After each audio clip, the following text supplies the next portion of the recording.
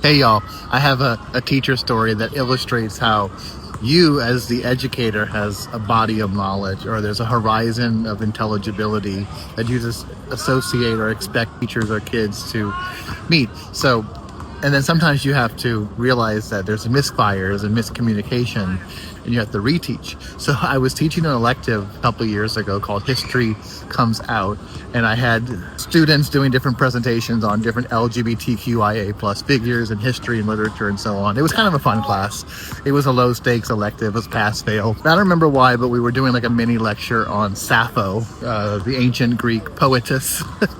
And I was like doing one of those things where I wrote her name on the chalkboard. Yeah, I was using a chalkboard, or maybe it was a whiteboard, and I was writing her name, and I was saying ancient Greek poet, and she wrote these lyrics, and she had these intimate forays into her experience with her own students and knowing them and getting to, yeah, and she even fell in love, I think, with a couple of her students, and so she's associated with like lesbian ancient literature, but I don't think she would ever have called herself that, obviously, because the word lesbian comes from the island in the Aegean Sea where she lived, which later, I think in the classical period, became associated with her.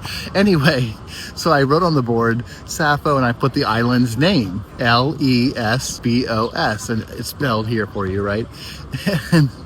And we did the lesson, and I was like, wow, the kids really learned about Sappho. That's really cool. And we read some of her poetry. We passed it around. Her poetry is really brilliant, by the way, and very insightful and clear and almost like modern. I highly recommend them. I mean, there's lots of different translations. You can easily find her stuff. So I think it was after class, and one of my students came up to me and said, I can't believe that you would put a derogatory slur about women loving women on the whiteboard. And I'm like, because I'm really interested in DEI and inclusive language and culturally sustaining practices. So if a child comes up to me and says something like that, I'm going to take it really seriously. So I'm like, wait, what? So yeah, and she pointed to the whiteboard, and there it was, Lesbos. She said, I just can't believe that you would write a derogatory slur on the whiteboard. I just want you to know that that's a word that we don't use to describe women who love women. And I'm like, well, you're right. Derogatory language is not permissible and not acceptable. But I just want you to know that that term that you're looking on the board is the name of the island in Crete, Lesbos. And yes, the derogatory term is spelled the exact same way, but it's pronounced a little bit differently. And that is not what I'm intending. And this was an example of a I guess a homophone, when a word sounds alike, or a homonym. I forget the difference between the two. I should know this. I'm an English teacher.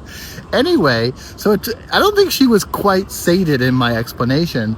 And I think in the next day's class, some of the other students who understood the connection explained it to that student. But it was like, oh my goodness, I didn't expect that I would have to lean into that. And I think it gave me the lesson as a teacher, always be ready for misunderstandings and have a way to, or a protocol to address it. Maybe it might be something simple as, I'm giving you all of this information about history and literature and things. If you don't understand, or if it rubs you the wrong way, you should definitely speak up. And I'm glad that she came to me after class. Anyway, have you ever had an experience like that? Let me know. Yeah.